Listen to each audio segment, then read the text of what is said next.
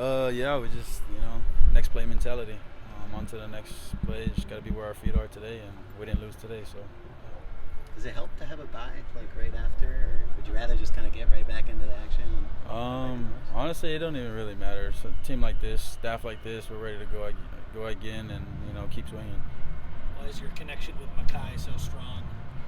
I think it's because the practice and the repetition that we've put in. Looks like John Ray is going to be your starting center for at least the next 2 games. Have you guys been putting in any extra work or anything, trying to prepare for that? Yeah, for sure. I think, this offseason is what we've really built. And, obviously having him was it's a huge emphasis in terms of going out there and executing plays. So, we've banked the reps. He's a great player, a veteran guy. He knows what he's doing out there. How does his experience kind of show? Just, different techniques out there that he's seeing, and he sees the game a little different than everybody else. He's seen different looks, and he's been a part of other programs obviously and played a lot of ball for us. So. After you watched the film, I'm sure you saw you had a lot of great throws in there. Was there any one that really stuck out to you that you thought was great? No, not really. Obviously the pick that I want back is a play that I definitely want to take away and be smarter with the ball and just move on. When you evaluate your own film, what would you say you're doing well right now? Nothing right now, honestly. I think just continue to lead this team in the best way possible and just do my job the best way possible.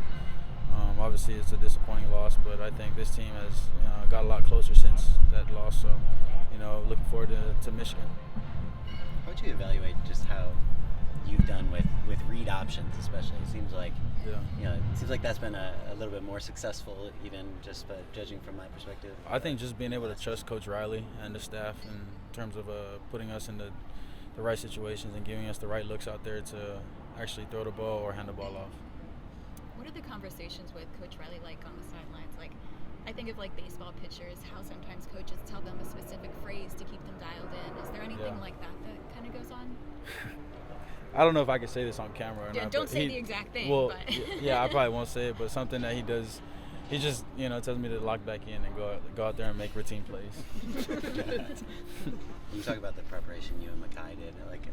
What sort of stuff were you guys doing together over the course of spring, summer? Honestly, just, one-on-ones. Just the biggest thing that we've done this offseason was, just hang out off the field. That's real important to me. And it translates to on the field, so.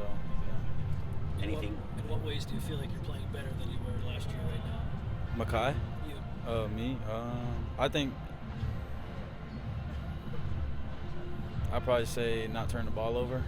Obviously I had one, but I think I've got better in my decision making. So. What went into that? How do you improve on that? The interception? Yeah, just not turning the ball over. How do you make those strides? Definitely a lot of film, a lot of practice, actually seeing and confirming and anticipating.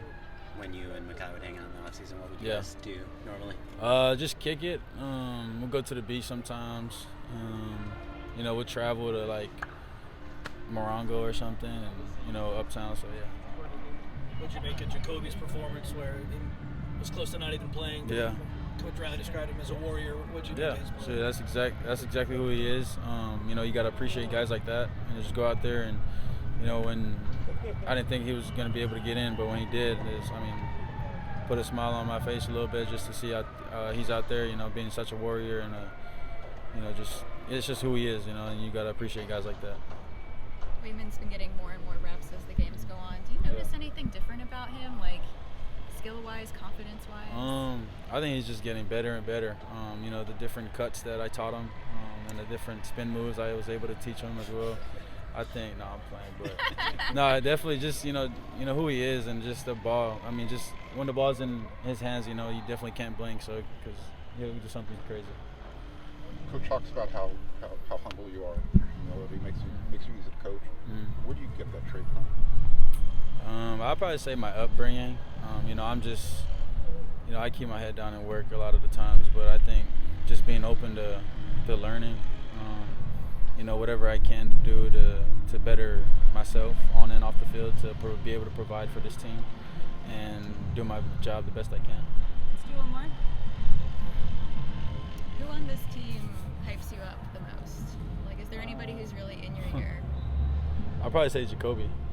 Yeah, but he's everybody's hype man, though. So I mean, we all feed off of it, and you know, we all reciprocate that energy towards him. When he really doesn't need it, he just go out there and make spectacular plays. So yeah, probably Jacoby.